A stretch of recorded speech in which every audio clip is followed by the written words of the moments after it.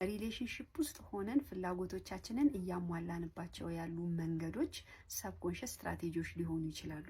ከነዚህ ስትራቴጂዎች ውስጥ ዛሬ ኮዲፔንደንሲን እንመለከታለን። እየተከታተላችሁ ከዚህ በፊት የነበረው ቪዲዮ ላይ ሰብኮንሽስ ስትራቴጂዎች ምን እንደሆኑ አጠር አድርገን ለመመልከት ሞክረናል።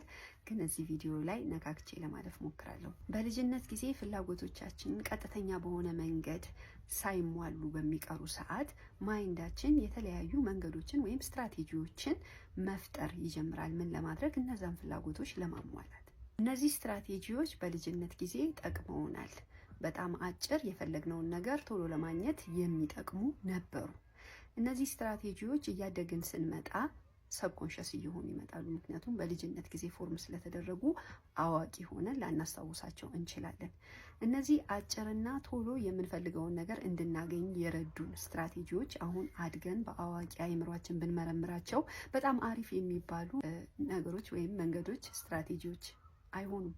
ነገር ግን ኦልሬዲ ከማንነታችን ጋር በመዋሃዳቸው ምክንያት አሁንም አድገን ሪሌሽንሺፕ ውስጥ ስንገባ እነዚህኑ ስትራቴጂዎች ተጠቅመን ሪሌሽንሺፕ ውስጥ ፍላጎታችንን ለማሟላት ጥረት ልናደርግ እንችላለን ማለት ነው። ከነዚህ ስትራቴጂዎች ውስጥ አንዱ ኮዲፔንደንሲ ነው። ኮዲፔንደንሲ ስሙ ኢንዲኬት እንደሚያደርገው አንድ ሰው ላይ ወይም ፓርትነራችን ላይ፣ የፍቅር ጓደኛችን ላይ ከሚገባው በላይ ለስሜት ፍላጎቶቻችን ወይም ለኢሞሽናል ፍላጎቶቻችን ጥገኛ መሆን ወይም እዛ ሰው ላይ ዲፔንደንት መሆን ማለት ነው። ይሄ የሚፈጠርበት ምክንያት በጣም ዲፕ በሆነ ሰብኮንሽስ በሆነ ደረጃ ከባድ ፍራቻ ሲኖር፣ ከዛ ደግሞ ሊሚት የሚያደርጉ እምነቶች ሲኖሩ ነው። እነዚህ እምነቶች ስለ ራሳችን እና ስለ ሌሎች የምንይዛቸው እምነቶች ናቸው። ይሄ ከባድ የሆነ ፍራቻና ስለ ራሳችን የምንይዘው ስለ ሌሎች የምንይዘው ኔጌቲቭ የሆነ እምነት ሌሎች ላይ ከሚገባው በላይ ዲፔንደንት እንድንሆን ያደርገናል።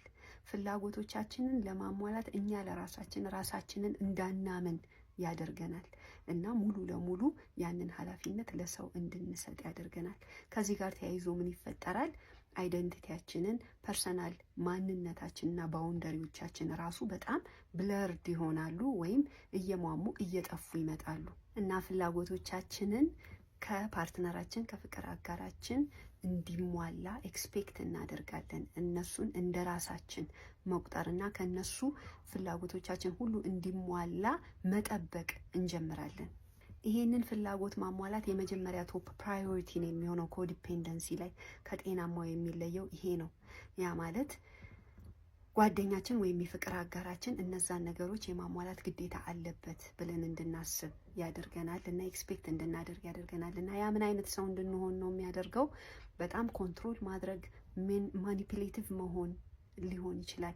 በተቻለን አቅም ሁሉ ፍላጎቶቻችንን ከነሱ ለማግኘት የምናደርገው ጥረት ሙሉ ለሙሉ ያንን ሰው ከመመልከት፣ ትክክለኛ ማንነታቸውን ከመመልከት፣ ትክክለኛ ማንነታቸውን አክሴፕት ከማድረግ ወደኋላ ይይዘናል። አይናችንን ነው የሚጋርደን። በእነዚህ በሁለቱ ሀሳቦች መካከል ያለውን ልዩነት እንድትረዱ ፈልጋለሁ።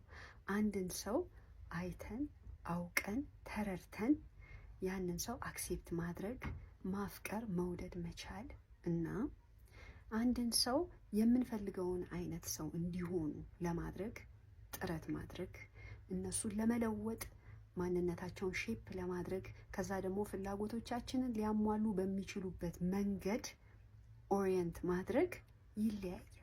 ኮዲፔንደንሲ ጤናማ ከሆነ የሪሌሽንሺፕ ኢንተርዲፔንደንሲ የሚለይበት ምክንያት ይሄ ነው።